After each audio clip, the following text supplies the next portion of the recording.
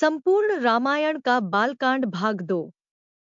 दूसरे दिन ब्रह्ममुहूर्त में निद्रा त्याग कर मुनि विश्वामित्र तृण शैयाओं पर विश्राम करते हुए राम और लक्ष्मण के पास जाकर बोले, हे राम और लक्ष्मण, जागो, रात्रि समाप्त हो गई है।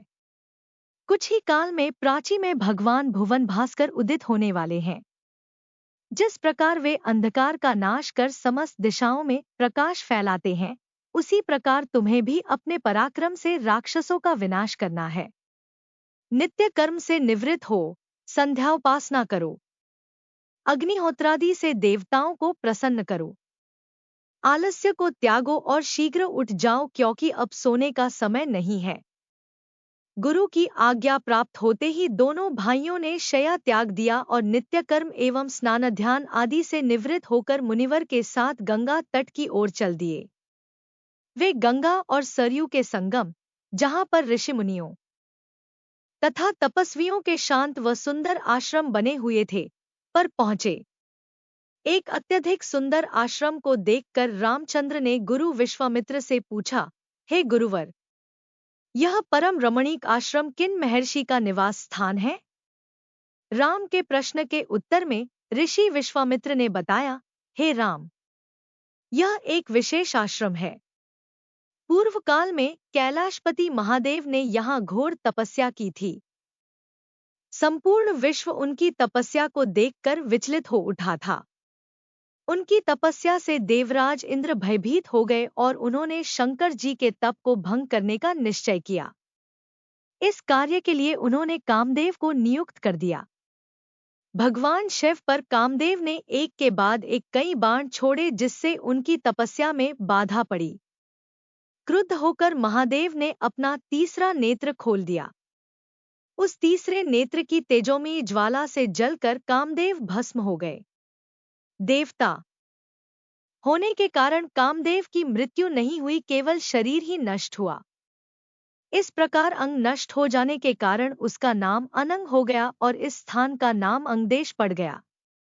यह भगवान शिव का आश्रम है, किंतु भगवान शिव के द्वारा यहाँ पर कामदेव को भस्म कर देने के कारण इसे कामदेव का आश्रम भी कहते हैं। गुरु विश्वामित्र की आदेशानुसार सभी ने वहीं रात्रि विश्राम करने का निश्चय किया। राम और लक्ष्मण दोनों भाइयों ने वन से कंदमूल फल लाकर मुनिवर को समर्पित किए और गुरु के साथ दोनों भाइयों ने प्रसाद ग्रहण किया। तत्पश्चात स्नान, संध्याउपासना आदि से निवृत्त होकर राम और लक्ष्मण गुरु विश्वामित्र से अनेक प्रकार की कथाएं तथा धार्मिक प्रवचन सुनते रहे। अंत में गुरु की यथोचित सेवा करने के पश्चात आज्ञा पाकर वे परम पवित्र गायत्री मंत्र का जाप करते हुए तृण शैयाओं पर जा विश्राम करने लगे। स्त्री के रूप में ताड़का एक घोर पाप है और पाप को नष्ट करने में कोई पाप नहीं होता। हे राम, तुम इस पापिनी का संहार कर दो। प्रातःकाल स्नान, संध्योपासनादि कार्यों से निवृत्त होकर राम और लक्ष्मण गुरु विश्वामित्र के साथ सरिता तट पर पहुंचे।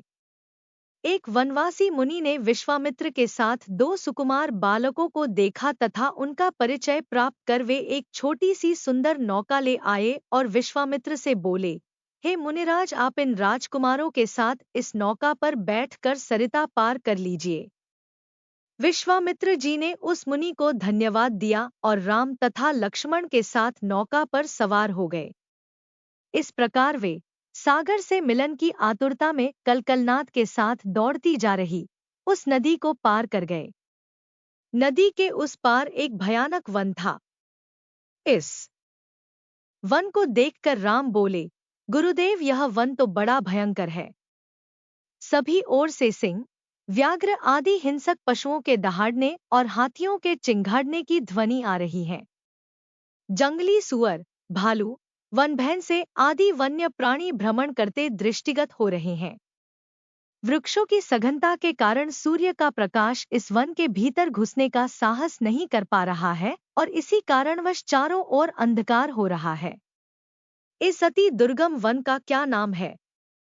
राम के इस प्रश्न का उत्तर विश्वामित्र ने इस प्रकार दिया, हे राघव, पूर्व काल में इस स्थान में वन न होकर मलदा और करूप नाम के दो बड़े समृद्ध राज्य हुआ करते थे।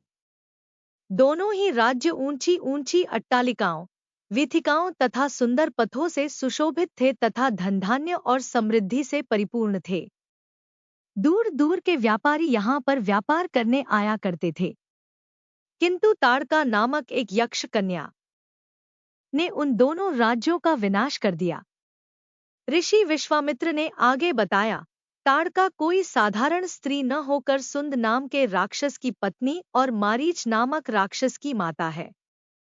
उसके शरीर में 1000 हाथियों के बराबर बल है और वह अत्यंत पराक्रमी और शक्तिशाली है।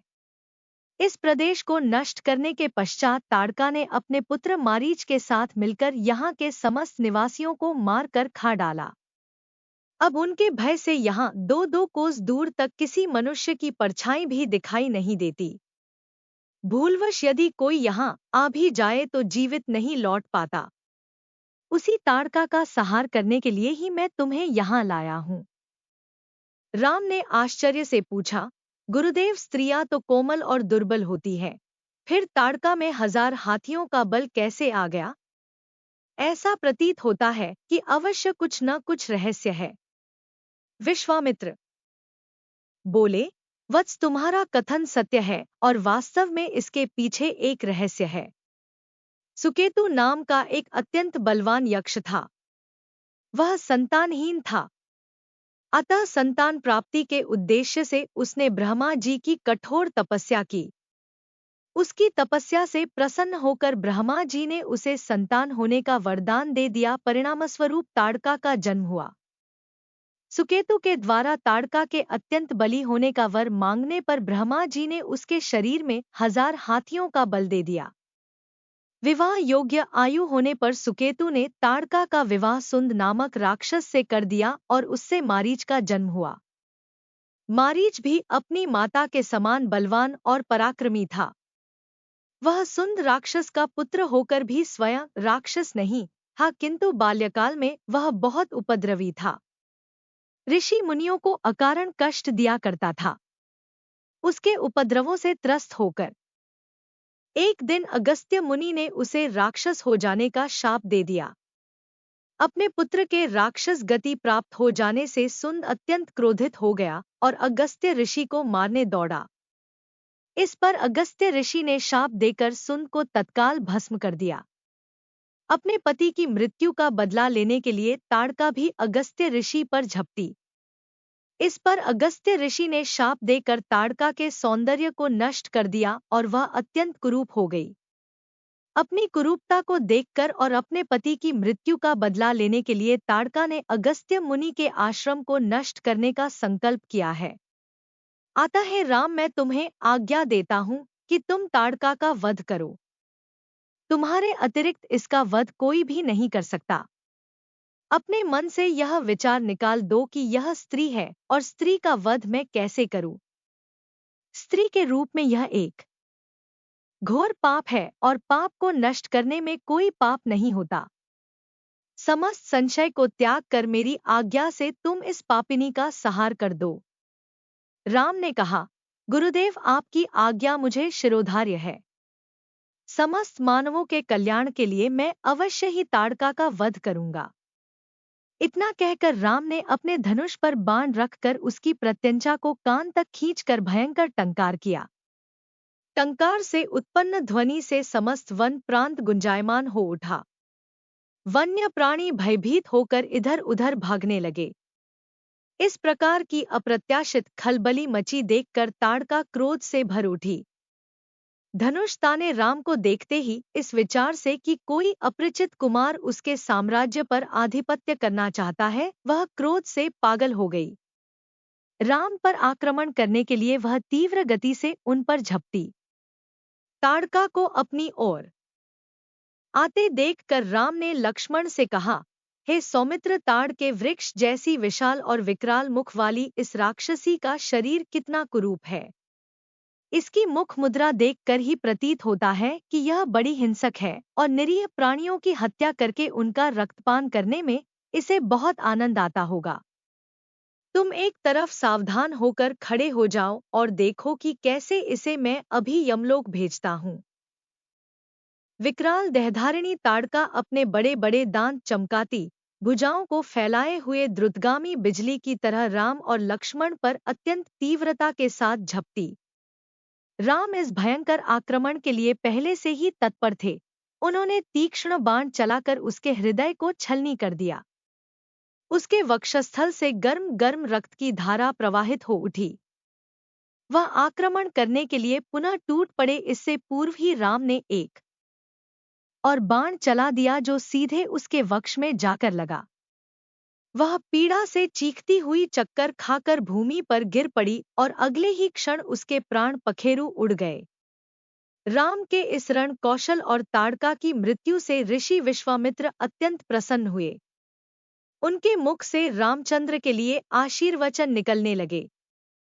गुरु की आज्ञा से वहीं पर सभी ने रात्रि व्यतीत किया। प्रातःकाल उन्होंने देखा कि ताड़का के आतंक से मुक्ति पा जाने के कारण उस वन की भयंकरता और विकरालता समाप्त हो चुकी है। कुछ समय तक उस वन की शोभा निहारने के उपरांत स्नान पूजन से निवृत्त होकर वे महर्षि विश्वामित्र के आश्रम की ओर चल पड़े। मार्ग में एक सुरम्य सरोवर दृष्टिगत हुआ। सरोवर के तट पर रुककर विश्वामित्र कहा, हे राम, ताड़का का वध करके तुमने बहुत बड़ा मानव कल्याण का कार्य किया है। मैं तुम्हारे इस कार्य, पराक्रम एवं चातुर्य से अत्यधिक प्रसन्न हूँ। मैं तुम्हें कुछ ऐसे दुर्लभ अस्त्र प्रदान करता हूँ जिनकी सहायता से तुम दुर्दमनीय देवताओं, राक्षसों, यक्षों, नागादिकों को भी परास्त कर सकोगे। ये दंडचक्र, धर्मचक्र, कालचक्र और इंद्रचक्र नामक अस्त्र हैं। इन्हें तुम धारण करो। इनके धारण करने के पश्चात तुम किसी भी शत्रु को परास्त करने का सामर्थ्य प्राप्त कर लोगे।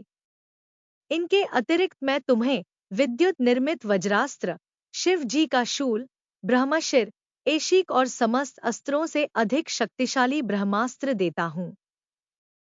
इन्हें पाकर तुम तीनों लोकों में सर्वाधिक शक्ति संपन्न हो जाओगे। मैं तुम्हारी वीरता से इतना अधिक प्रसन्न हूँ कि तुम्हें प्रचंड मोदकी व शिखर नाम की गदाएं प्रदान करते हुए मुझे अत्यंत हर्ष हो रहा है। मैं तुम्हें सूखी और गीली दोनों ही प्रकार की अश्नि व पिनाक के साथ नारायणास्त्र, आग्नेयास्त्र, वायव्यास्त्र, हैशिरास्त्र एवं क्रौंच अस्त्र भी तुम्हें प्रदान करता हूँ।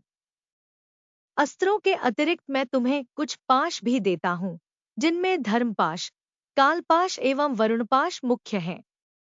इनके पाशों के द्वारा तुम अत्यंत फुर्तीले शत्रु को भी बांधकर निष्क्रिय बनाने में समर्थ हो जाओगे। राम, कुछ अस्त्र ऐसे हैं जिनका प्रयोग असुर लोग करते हैं। नीति कहती है कि शत्रुओं को उनके ही शस्त्रास्त्रों से मारना चाहिए। इसलिए मैं तुम्हें असुरों के द्वारा प्रयोग किए जाने वाले कंकाल, मूसल, घोर कपाल और किंकणी नामक अस्त्र भी देता हूँ। कुछ अस्त्र का प्रयोग विद्याधर करते हैं। उनमें प्रधान अस्त्र हैं खड्ग, मोहन, प्रस्वापन, प्रशमन, सौम्य, वर्षण, संतापन, विलापन, मादनास्त्र, गंधर्वास्त्र, मानवास्त्र, पैशाचास्त्र, तामस और अद्वितीय सोमनास्त्र। इन सभी अस्त्रों को भी मैं तुम्हें देता हूँ। ये मौसलास्त्र, सत्यास्त्र, असुरों का मायामय अस्त्र और भगवान सूर्य का प्रभास्त्र हैं, जिन्हें दिखाने मात्र से शत्रु निस्तेज होकर नष्ट हो जाते हैं। इन्हें भी तुम ग्रहण करो। अब इन अस्त्रों को देखो, ये कुछ विशेष प्रकार के अस्त्र हैं। ये सोम देवता द्वारा प्रयोग किए जाने वाले शिशर एवं दारुण नाम के अस्त्र हैं। शिशर के प्रयोग से शत्रु शीत से अकड़कर और दारुण के प्रयोग से शत्रु गर्मी से व्याकुल होकर मूर्छित हो जाते हैं। हे वीरश्रेष्ठ, तुम इन अनुपम शक्ति वाले, शत्रुओं का मान मर्दन करने वाले और समस्त मनोकामनाओं को पूर्ण कराने वाले अस्त्रों को धारण करो। इतना कहकर महामुनि ने संपूर्ण अस्त्रों को, जो देवताओं को भी दुर्लभ हैं, बड़े स्नेह के साथ राम को प्रदान कर दिया। उन अस्त्रों को पाकर राम अत्यंत प्रसन्न हुए और उन्होंने श्रद्धा के साथ गुरु को चरणों में प्रणाम किया और कहा, गुरुदेव, आपकी इस कृपा से मैं कृतार्थ हो गया हूँ। अब देवता, दैत्य, राक्षस, यक्ष आदि कोई भी मुझे परास्त नहीं कर सकता। मनुष्य की तो खैर बात ही क्या है। किंतु मुनिवर, इसी प्रकार के अस्त्र गंधर्वों, देवताओं, राक्षसों आदि के पास भी होंगे और उनका प्रयोग वे मुझ पर भी कर सकते हैं। कृपा करके उनसे बचने के उपाय भी मुझे बताइए। इसके अतिरिक्त ऐसा भी उपाय बताइए जिससे इन अस्त्रों को छोड़ने के पश्चात अपना कार्य करके ये अस्त्र पुनः मेरे पास वापस आ जावें। राम के इस प्रकार कहने पर विश्वामित्र बोले, राघव, शत्रुओं के अस्त्रों को मार्ग में ही काट कर नष्ट करने वाले इन सत्यवान, सत्यकीर्ति, प्रतिहार, पराणमुख, अवानमुख, लक्ष्य, उपलक्ष्य आदि इन अस्त्रों को भी तू ग्रहण करो।